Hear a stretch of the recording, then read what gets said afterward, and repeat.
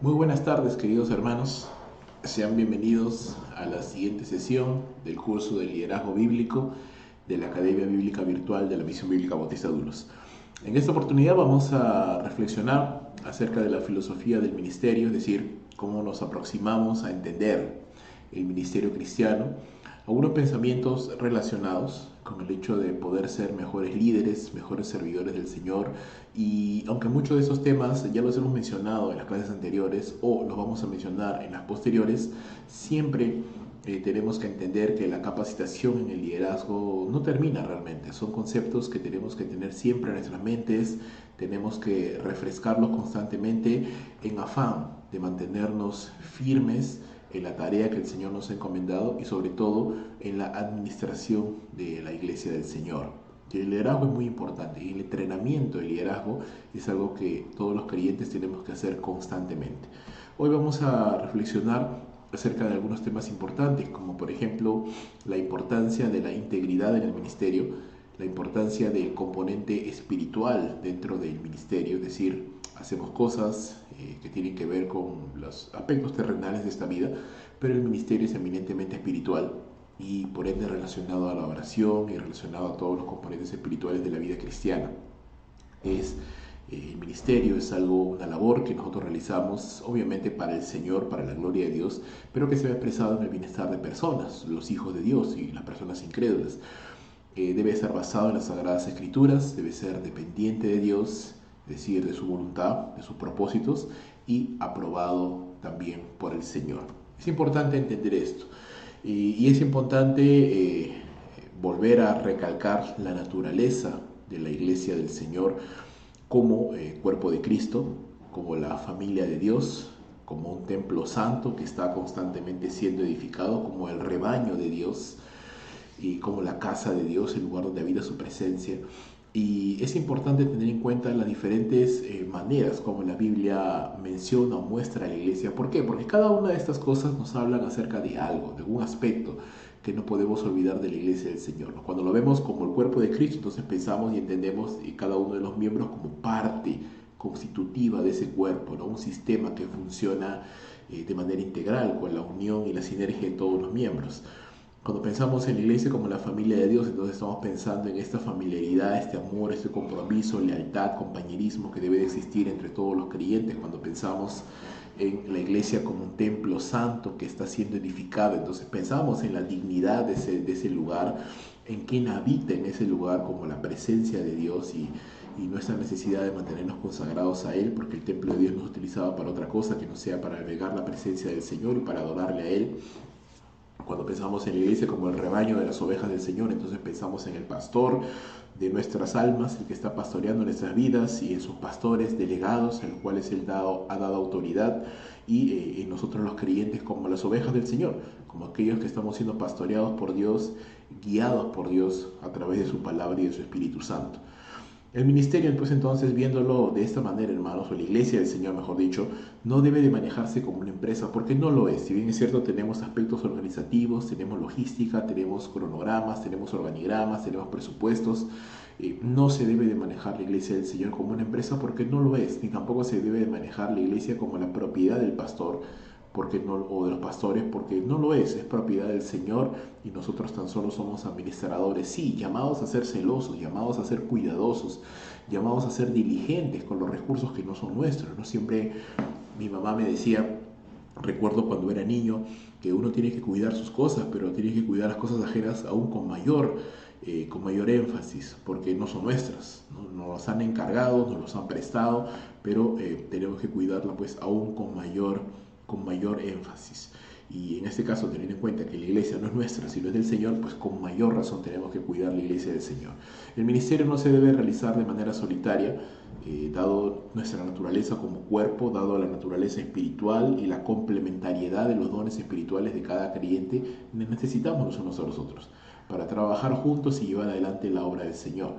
Es un trabajo eminentemente espiritual y demanda fuerzas espirituales, demanda una vida espiritual, demanda oración, demanda lectura de la palabra del Señor y aspectos importantes que no podemos dejar de lado y recordando siempre que algún día pues habremos de dar cuentas de cómo estamos llevando la obra del Señor. Y eso demanda pues que nos esforcemos, que hagamos lo que está en nuestra parte para hacerlo de la mejor manera, porque un día vamos a dar cuenta de todo esto. ¿Cómo pudiéramos perfilar, hermanos, a un buen líder? ¿Qué características podríamos nosotros pensar que un buen líder debe de tener para desarrollarse correcta y adecuadamente dentro de la obra del Señor? Bueno, podríamos pensar en la integridad, podríamos pensar en la capacidad de esta persona de ser auténtica, de ser coherente entre lo que dice y lo que hace, entre lo que piensa y lo que realmente está haciendo, ¿no? La integridad. Podemos pensar también en función del líder como un aprendiz de la palabra de Dios, como alguien que constantemente está aprendiendo, como alguien que constantemente está buscando conocer más de los tesoros de la palabra del Señor para estar adecuadamente capacitado para servir al Señor. Eso es importantísimo.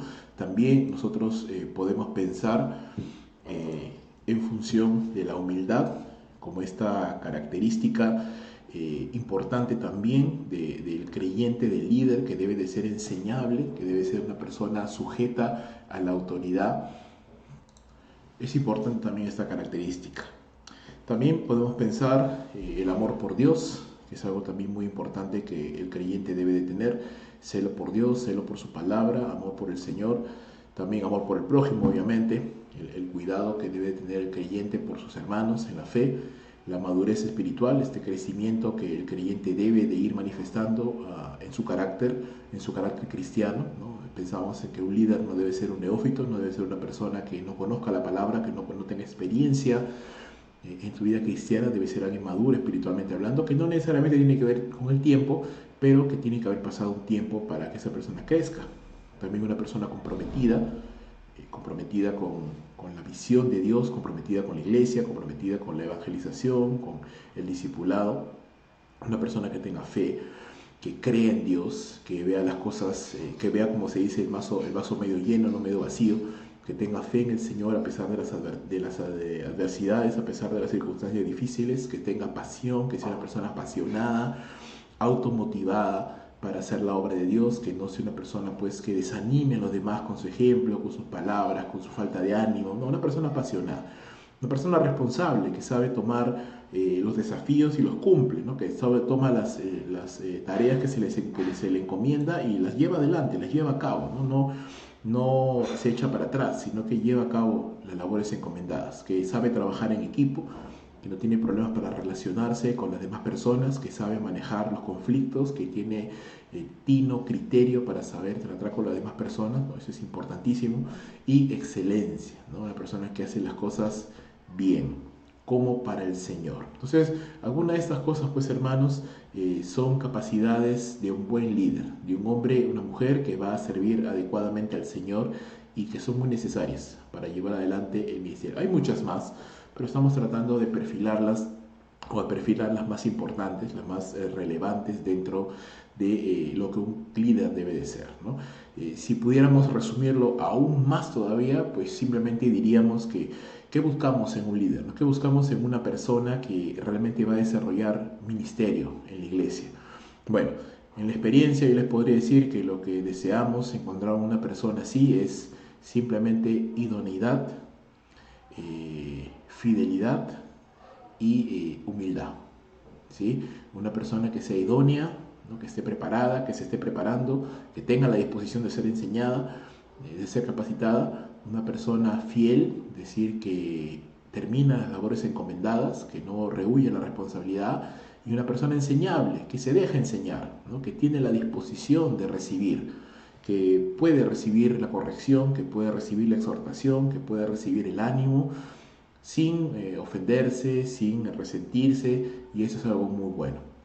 Por el contrario, un mal líder, una persona que no tiene claro lo que el servidor cristiano debe de ser, va a manifestar más bien otras características, como por ejemplo, ¿no? Vamos a ver algunas de ellas. En primer lugar, orgullo. Una persona orgullosa pues difícilmente va a poder ser un buen líder, ¿no? Una persona altanera que piensa que está por encima de los demás, pues definitivamente no va a poder ser un buen líder. La inmadurez espiritual también nos juega muchas malas pasadas. La carnalidad, la mundanalidad, ¿no? La ausencia de oración, la ausencia de lectura de la palabra, las fallas en el carácter, no nos van a ayudar. Porque, hermano, recuerda, el ministerio se trata de trabajo con personas, y personas que muchas veces son difíciles de tratar o se comportan de una manera equivocada. Entonces, definitivamente eso, aunado a que el líder tiene madurez espiritual, este líder, en vez de promover la paz, de promover la unión, la armonía, más bien va a quebrantar toda la armonía, ¿no? Imagínate, tratas con una persona que no muestra respeto, que se comporta de una manera equivocada, irrespetuosa, y tú, en vez de calmar las aguas, pues las aumentas más, ¿no? Por causa de nuestra propia madurez. Entonces eso no ayuda. Ser una persona religiosa, una persona que pone muchos límites y pone muchas trabas y pone muchos cuestionamientos a lo que debe ser la libertad que tenemos en Cristo, tampoco nos ayuda, porque lo que nosotros queremos como líderes es llevar a las personas hacia Cristo, no hacia nuestras leyes o hacia nuestros complejos. Por eso es que un líder, un servidor del Señor, cuando discipula a otros, no puede crear clones suyos, ¿no? Con sus propias limitaciones y taras y complejos, sino todo lo contrario, ¿no? Debemos librarnos de esos prejuicios y guiar a las personas hacia Cristo, no hacia nuestro parecer. Una persona que no delega también es una persona que no puede ser un buen líder, porque toda la responsabilidad la aglutina esa persona y no es capaz de dar autoridad a otros. Una persona que no se comunica también. Una persona que improvisa las cosas y no se prepara, no hace las cosas con diligencia. Una persona que tiende a ser autoritaria, es decir, a obligar a las personas, a manipular a las personas para que hagan lo que ella quiere, pues definitivamente tampoco puede ser un buen líder. O una persona pasiva, ¿no? Que hay que arrastrarlo, que hay que obligarlo prácticamente a que haga algo, pues desanima más bien en vez de animar. Una persona irresponsable que se le delega alguna tarea, alguna autoridad y no lo cumple, ni se comunica tampoco, ni avisa, ni comunica a sus líderes qué está pasando. Entonces, ¿qué muestra esa persona? Falta de respeto, irresponsabilidad, que es una persona que no puede recibir ninguna autoridad porque no está preparada, no es capaz de poder llevar adelante la obra del Señor. Elitismo, es decir, formar nuestro grupito y tratar de con ellos nomás conversar, con ellos nomás tratar y no abrirnos a ser cordiales con todos los hermanos, también no ayuda. Sin amor, una persona también que no puede llevar adelante la obra del Señor, porque al final el amor es la motivación de lo que hacemos, y si no tenemos amor por Dios, amor por los hermanos, el ministerio va a llegar a ser una carga, un peso, y no debiera de ser así, no debiera de ser así, ¿no? Muy bien, hay dos características más: ser consentidor, es decir, no denunciar el pecado, no corregir el pecado y buscar la aprobación del hombre. Algunas de estas características, y hay muchas más seguramente, podemos pensar en la mentira, podemos pensar en muchas otras cosas más, pero creo que tal vez estas son las más importantes que perfilan a un hombre o una mujer que no va a servir correctamente al Señor, que es un mal líder, ¿sí? Y no buscamos personas así. Hermanos, el ministerio ya de por sí es bastante problemático, en el sentido de que se muestran muchos problemas y muchos desafíos, como para encima de esto trabajar con líderes que causan problemas, que son lastre, en vez de ayudar a que la obra avance. Entonces, siempre es importante tener mucho cuidado a las personas que van a liderar, escoger bien a las personas que van a estar a nuestro lado sirviendo al Señor. No queremos equivocarnos, porque al final, cuando nos equivocamos en seleccionar a las personas para que sean líderes, esto puede causar más bien grandes problemas en la iglesia del Señor. En vez de ser de bendición, somos de tropiezo, y no queremos ser de tropiezo, ¿verdad? Muy bien. Sigamos entonces con la siguiente diapositiva y vamos a pensar un poquito ahora acerca de la integridad en el ministerio. ¿Qué es la integridad? La integridad es el estado de lo que está completo o que tiene todas sus partes, ¿no? Es la totalidad, la plenitud de una persona, en este caso, no hablando de personas, hablando de creyentes. La integridad, entonces, hermanos, significa que todo nuestro ser está consagrado al Señor, que todos nuestros pensamientos, nuestros intereses, nuestros deseos están direccionados, están dirigidos hacia el Señor, hacia su obra, hacia su gloria, y no tenemos un corazón dividido, es decir, no tenemos intereses partidos, no estamos pensando en el mundo, pero también en el Señor, sino que tenemos una sola decisión de una sola mente, ¿no? La integridad es un requisito para servir a Dios, y Josué nos muestra esto en su libro, Josué capítulo 24, cuando Josué dice, bueno, no sé ustedes, ¿no? Pero yo y mi casa serviremos al Señor, ¿no? Y él marca un precedente claro de lo que debe de ser la separación que debe de haber en un creyente. El creyente debe estar consagrado, él y su hogar, pues a servir al Señor, con integridad, con decisión, sin tener un corazón dividido, sino completamente direccionados a que el Señor sea glorificado. Es un requisito de servir a Dios, la integridad. Te dejo ahí algunos textos más para que usted puedas evaluarlos, puedas leerlos en casa, pero esa es la idea, ¿no?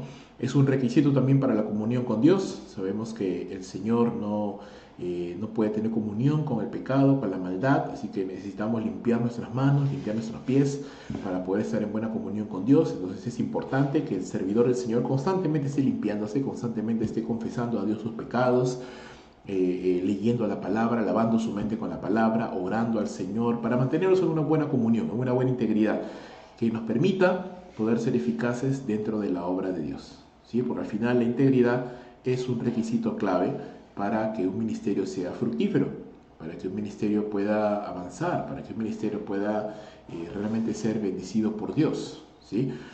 Acompáñame y veamos un momento. Lo que vamos a leer un solo verso nomás, por el tema del tiempo no podemos leerlos todos, pero vamos a leer algunos de ellos para que podamos tener un poquito de claridad de esto. Entonces acompáñame por favor a leer segunda de Timoteo, capítulo número 2, ¿sí? Primera de Timoteo, capítulo 2, y vamos a leer desde los versos 19 en adelante. Dice: pero el fundamento de Dios está firme, teniendo este sello: conoce el Señor a los que son suyos, y apártese de iniquidad todo aquel que invoca el nombre de Cristo. Pero en una casa grande no solamente hay utensilios de oro y plata, sino también de madera y barro. Unos son para usos honrosos y otros para usos viles. Así que, si alguno se limpia de estas cosas, será instrumento para honra, santificado, útil al Señor y dispuesto para toda buena obra. Termina Pablo diciendo: huye también de las pasiones juveniles y sigue la justicia, la fe, el amor y la paz con todos los que de corazón limpio invocan al Señor. Entonces es clave para que podamos ser utilizados por Dios, para que podamos ser instrumentos de honra, santificados, que seamos útiles al Señor, que nos apartemos todo aquello que pueda contaminar nuestro camino, como dice la Escritura también: limpiémonos de toda contaminación de carne y del espíritu y perfeccionemos la santidad en el temor de Dios. ¿Sí? Es importantísimo entender eso. Entonces, en este sentido, tenemos que tener cuidado como líderes, como servidores del Señor.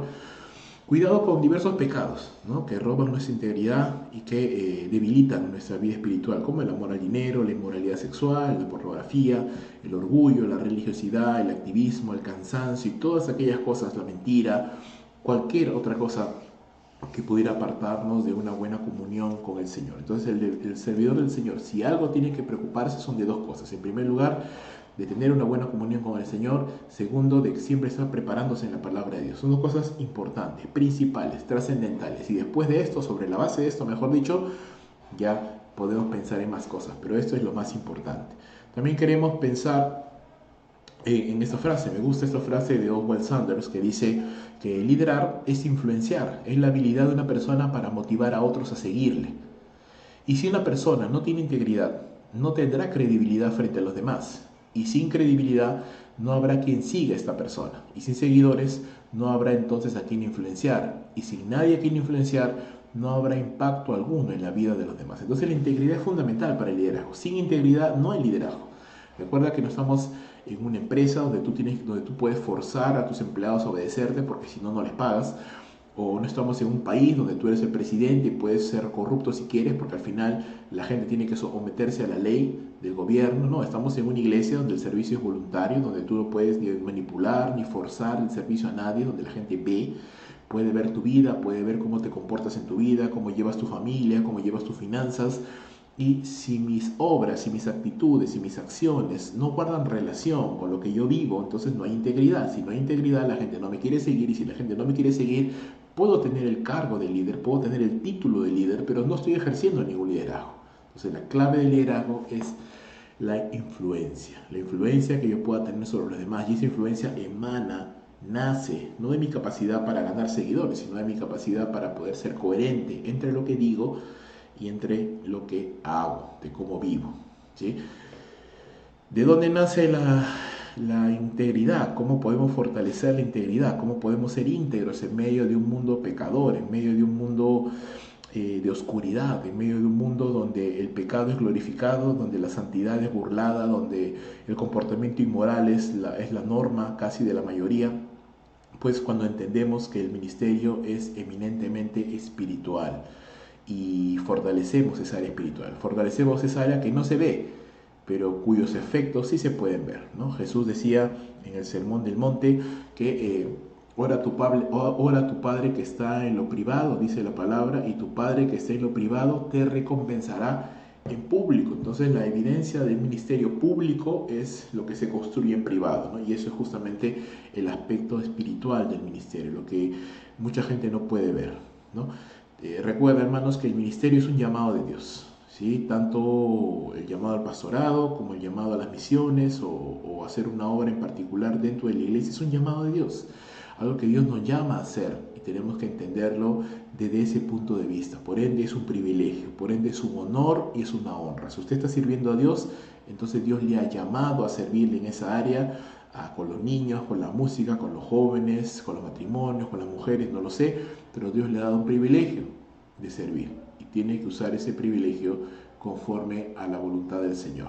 Es un trabajo que debe realizarse en el poder del Espíritu Santo de Dios, y Colosenses capítulo 1, versículo 28 nos lo demuestra así. Vamos a leerlo. Como te decía, no podemos leer todos los versos por tema del tiempo, pero sí podemos leer algunos. Y este es un texto que considero importante que podamos leer. Colosenses capítulo 1, verso 28 dice así: a quien anunciamos, hablando de Cristo, amonestando a todo hombre y enseñando a todo hombre en toda sabiduría, a fin de presentar perfecto en Cristo Jesús a todo hombre, para lo cual también trabajo, dice, luchando según la potencia de Él, la cual actúa poderosamente en mí.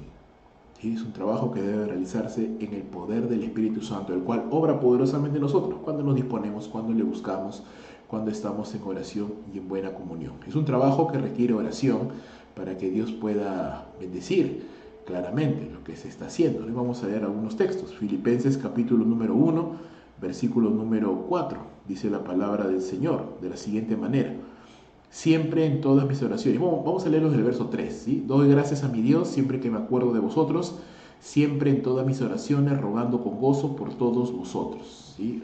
Actitud de oración de Pablo hacia los filipenses. Y vamos a ver una más, segunda de Timoteo, capítulo número 1, versículo número 3.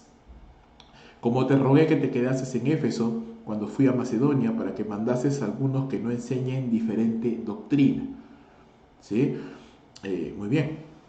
Y seguimos entendiendo entonces el propósito de Pablo para la obra, en este caso para Timoteo, para los filipenses, para cualquier otro, es simplemente la oración, es el esfuerzo de mantener la salud de la iglesia, de mantener la integridad de la iglesia y de los creyentes. Es un trabajo sacrificado, es algo que toma esfuerzo, ¿no? No es fácil servir al Señor, hermanos.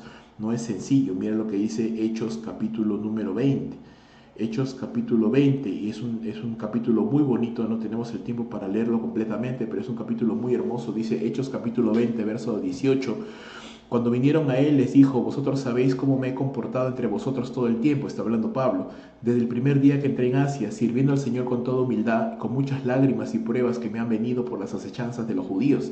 Y como nada que fuera útil, he rehuido de denunciaros y enseñaros públicamente y por las casas, testificando a los judíos y a los gentiles acerca del arrepentimiento para con Dios y de la fe en nuestro Señor Jesucristo. Ahora, he aquí, ligado yo en espíritu, voy a Jerusalén, sin saber lo que allá me ha de acontecer, salvo que el Espíritu Santo por todas las ciudades me da testimonio, diciendo que me esperan prisiones y tribulaciones.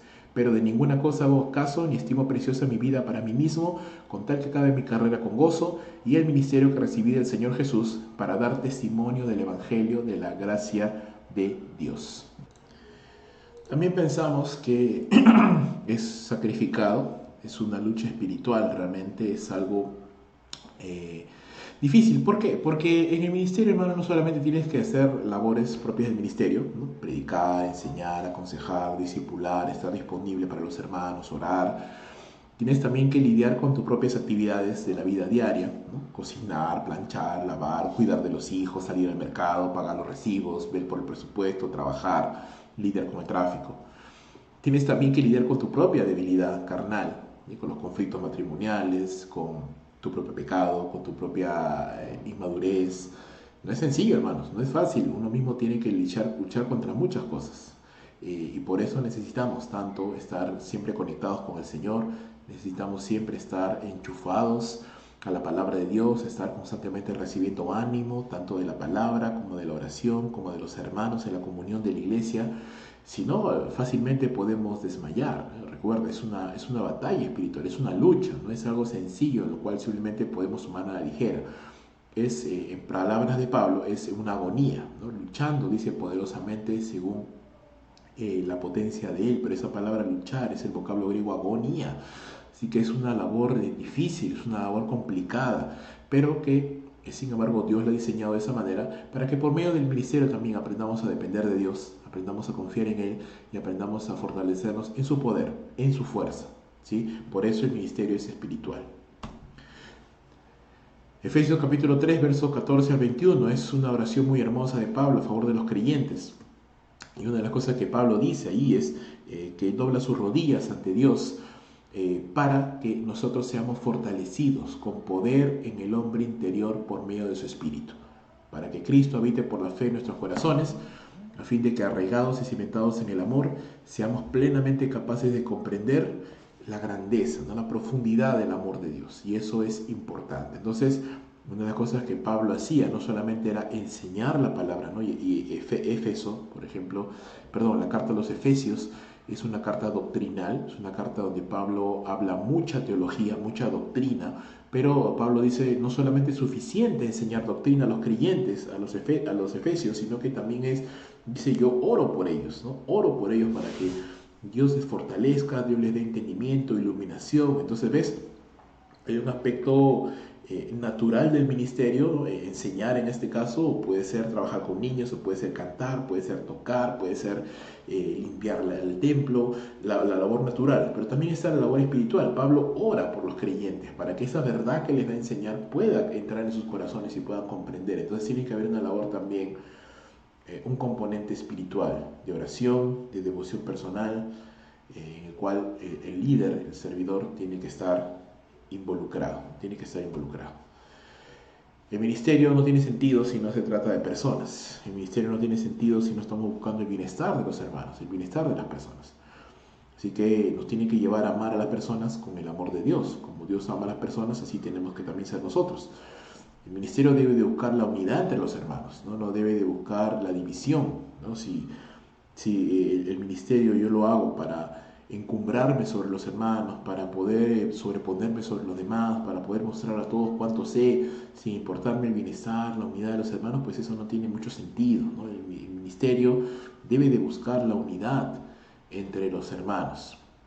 Los servidores del Señor deben de cuidar del rebaño de Dios, cuidando de la iglesia del Señor, apacentándola, orando por ella, no solamente los ancianos, pero los líderes, todos los líderes, los diáconos y hermanos, todos deben estar cuidando de la iglesia, orando por la iglesia, amando a la iglesia, aconsejando a los hermanos, discipulando, esforzándonos en llevar adelante la obra del Señor, motivados por la compasión por las personas, la compasión, el amor por nuestros hermanos y por las personas que no conocen del Señor. Así que el amor, buscar el bienestar de los hermanos, tal vez es una de las cosas más complicadas que pueda haber. ¿Por qué? Porque no todas las personas son fáciles de amar.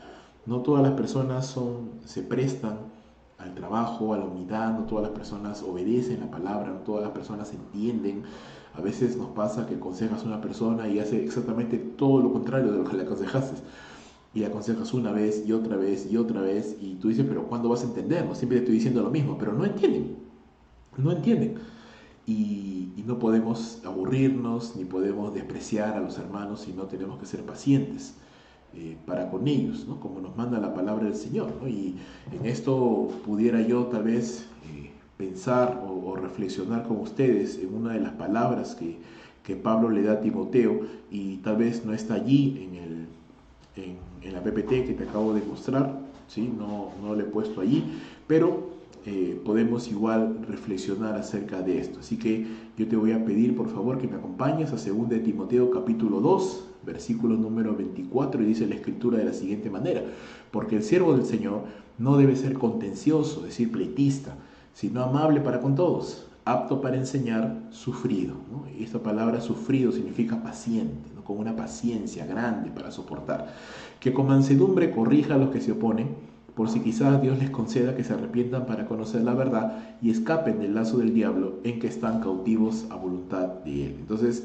la paciencia, la amabilidad debe ser parte del comportamiento de un servidor del Señor, de alguien que está sirviendo al Señor, que quiere servir al Señor.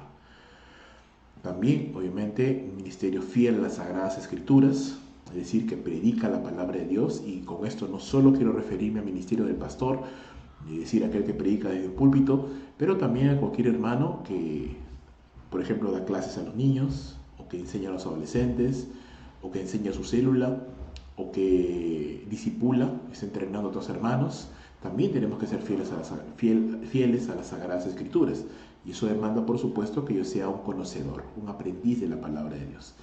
La Escritura nos enseña a que tenemos que predicarnos a nosotros mismos, ¿no? Esdras capítulo 7, verso 10 nos enseña que Esdras había dispuesto su corazón para escudriñar la palabra de Dios, para obedecerle a él mismo en primer lugar y luego para enseñársela a Israel. Y ese es el patrón consistente que vemos en las Escrituras que nosotros como servidores del Señor tenemos que tener. Miren lo que dice 1 Timoteo capítulo 4, versículo número 13. Dice la Escritura: entre tanto que voy, ocúpate en la lectura, la exhortación y la enseñanza. No descuides el don que hay en ti, que te fue dado mediante profecía, con la imposición de las manos del presbiterio. Ocúpate en estas cosas, permanece en ellas, ¿no? En la lectura, en la exhortación, en el consejo, para que tu aprovechamiento, tu avance, tu crecimiento sea manifiesto a todos. Verso 16, ten cuidado de ti mismo y de la doctrina, de lo que enseñas. Persiste en ello, pues haciendo esto te salvarás a ti mismo y a los que te oyeren, ¿no? La Escritura nos enseña también en 2 Timoteo capítulo 2, verso 5, que el siervo del Señor debe de saber trazar la palabra de Dios con cuidado, ¿sí? Debe de saber enseñarla correctamente y guardar en su vida la sana doctrina. Entonces, no solamente es el amor, no solamente es la devoción, sino también la fidelidad a la palabra de Dios. Entonces vamos articulando varias características de lo que un ministerio fiel debe de ser. Un ministerio de oración, un ministerio íntegro, un ministerio que ame a las personas, un ministerio fiel a las Sagradas Escrituras también. Mira este ejemplo, ¿no? Eso es un letrero cualquiera, ¿verdad? Un letrero que te dice, si quieres llegar a la cuesta valle, o al valle de la cuesta, pues sigue ese camino, sigue esa ronda, ahí vas a llegar. Y a veces nosotros somos así, como este letrero, decimos, ok, tú quieres conocer a Dios, tú quieres vivir en santidad, bueno, anda por allá. Esto es lo que dice la Biblia, ya, haz eso, ¿no? Pero yo no voy, soy como el letrero no está en Cuesta Valle, el letrero sabe cómo llegar a la Cuesta Valle, pero no va, está allí. Y a veces nosotros somos así como el letrero, hermano. Decimos a la gente cómo ir o cómo hacer las cosas, pero nosotros no las hacemos.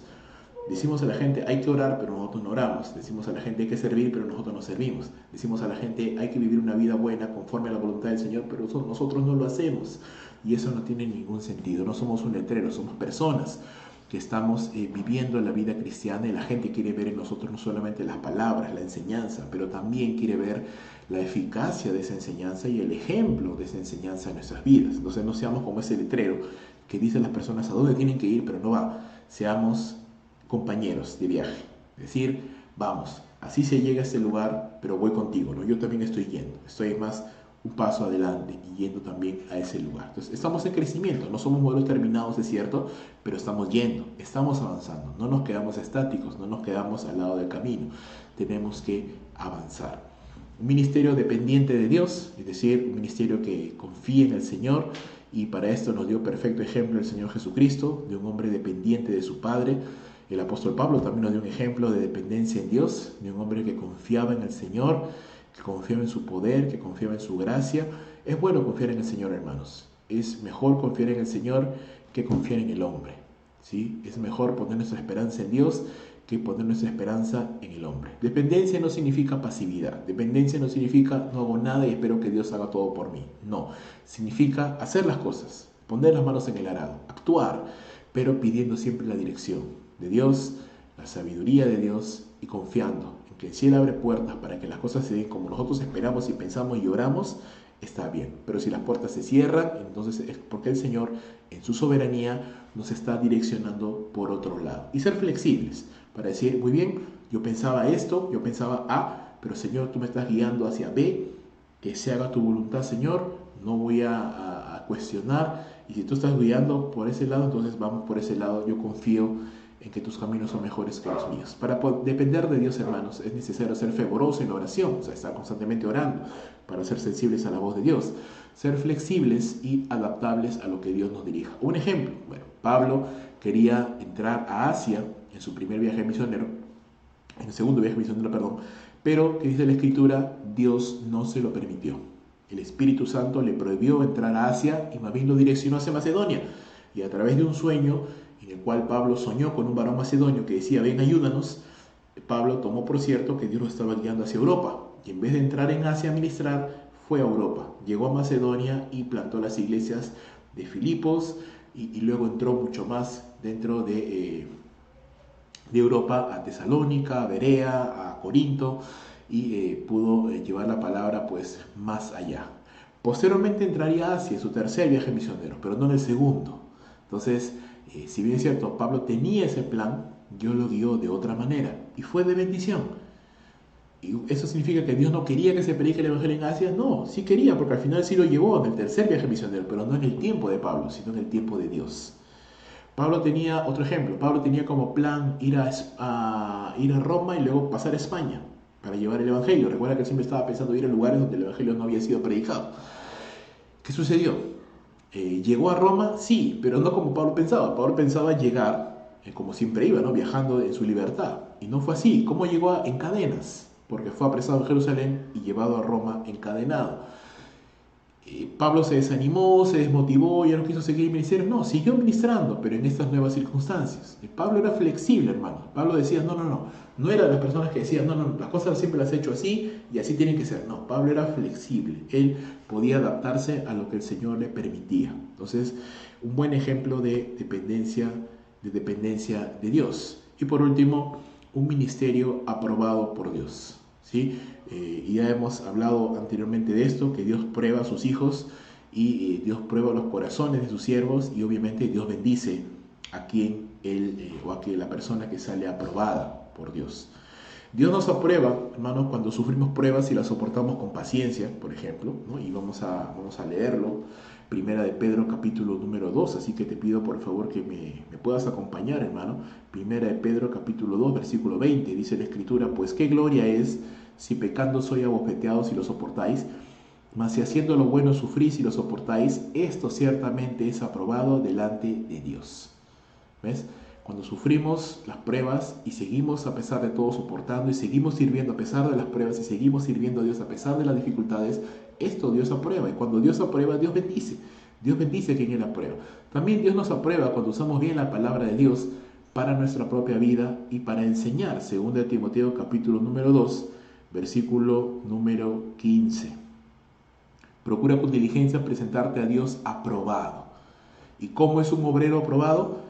Como un obrero que no tiene de qué avergonzarse, que traza, que usa bien la palabra de Dios. Entonces, otra manera como Dios nos aprueba es cuando usamos bien las Sagradas Escrituras. Obviamente, para usarlas bien, tengo que aplicarlas bien en mi propia vida y con ese ejemplo y autoridad, enseñarla a otras personas. Dios prueba nuestros corazones, hermanos, para ver si amamos más al dinero que a Él, para ver si amamos más el aplauso de los hombres que el aplauso de Dios. Nos prueba de muchas maneras, en muchas circunstancias, ¿no? Primera Tesalonicenses capítulo 2, versículo 1 en adelante nos habla acerca de esto. Ya lo he mencionado varias veces en este curso y es importante siempre tener presente ese texto.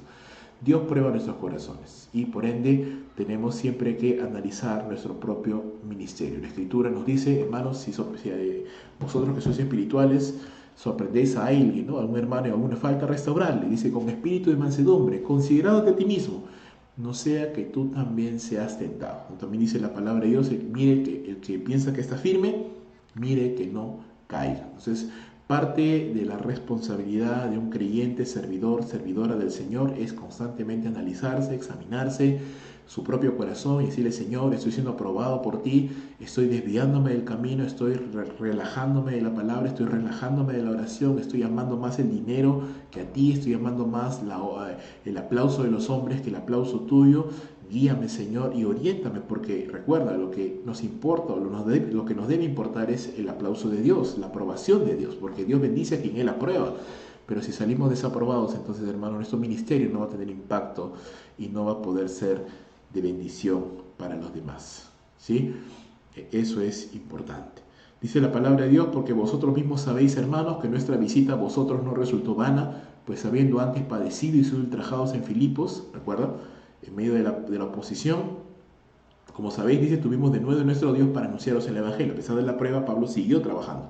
de Dios, anunciados el Evangelio de Dios en medio de gran oposición, porque nuestra exhortación no procedió de error ni de impureza ni fue por engaño, sino que según fuimos aprobados por Dios para que se nos confiase el Evangelio, así hablamos, no como para agradar a los hombres, sino a Dios que prueba nuestros corazones.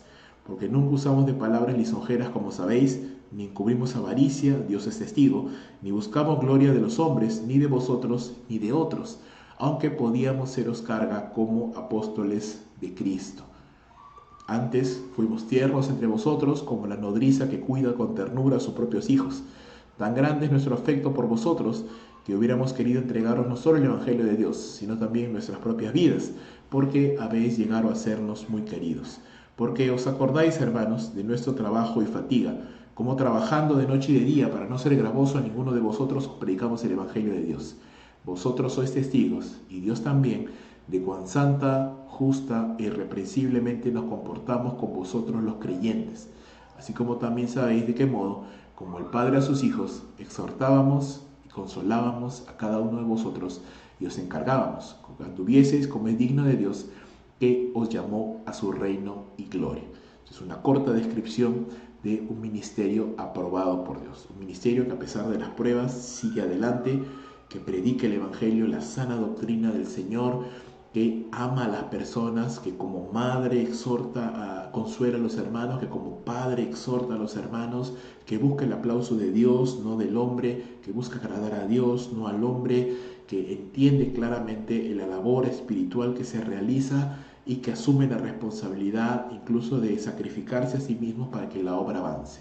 Ese tipo de ministerios es un ministerio que agrada a Dios, que es aprobado por Dios, y obviamente un ministerio aprobado por Dios es un ministerio que Dios bendice. Entonces, para cerrar la idea, hermanos, cuando pensamos en la filosofía del ministerio, en lo que nosotros como servidores del Señor tenemos que hacer o tenemos que pensar entonces en que nuestro ministerio debe ser íntegro, debe ser un ministerio de oración, un ministerio fiel a la palabra de Dios, un ministerio que busque el bien de las personas, que busque el bienestar de los hermanos, que ame a las personas.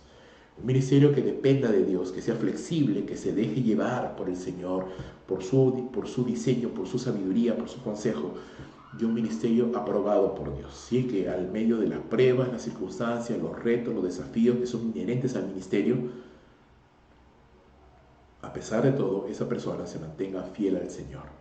Siempre sirviendo, siempre orando, siempre siendo amable, siempre con buena actitud, no considerando el ministerio como una carga, sino como un privilegio, como un gozo. Haz esto, hermano, y serás un buen servidor. Haz esto durante muchos años y serás un gran líder influyente. Haz esto toda tu vida y serás un ejemplo para las generaciones venideras. Que Dios te bendiga, mi hermano, mi hermana, que Dios nos bendiga a cada uno de nosotros y nos ayude a ser fieles en el ministerio. La obra del Señor, hermanos, es grande y hace falta muchas manos. Siempre menciono esto con mis hermanos y reflexiono con mis hermanos ancianos. ¿Cuánta falta nos hace hombres, varones, que lleven adelante la obra del Señor? No por menospreciar a las hermanas, sino más bien reconociendo que hay muchas hermanas en el ministerio y damos gracias a Dios por ellas, pero varones no hay tantos. Y aún menos todavía personas que anhelen dedicarse al ministerio a tiempo completo. Oramos al Señor de la mies, que levante obreros para su mies. Que Dios le bendiga, mi hermano, mi hermana. Nos vemos en la siguiente sesión. Hasta pronto.